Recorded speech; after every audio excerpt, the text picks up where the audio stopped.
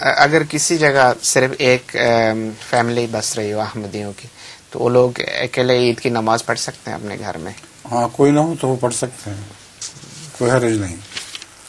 حضور صلی اللہ علیہ وآلہ وسلم نے ایک موقع پر ایک ایسے شخص کو جو جنگل میں بکریاں چرایا کرتا تھا اس کو نصیحت کی تھی۔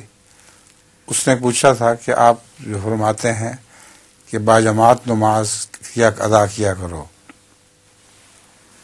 مجھے تو جنگل میں دیر ہو جاتی ہے، وہاں سے میں مسجد تو آ نہیں سکتا، تو میری باجماعت نماز کیسے ہوگی؟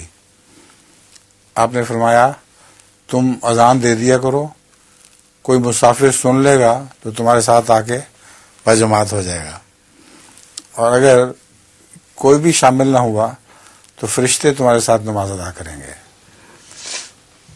تو یہ رسول اللہ صلی اللہ علیہ وسلم کا طریق ہے بیان کرنے کا۔ تو گھر میں اگر مجبوری ہو اور لوگ موجود ہوں تو ضرور بے شک باجماعت ادا کریں، کوئی حرج نہیں ہے اس کا۔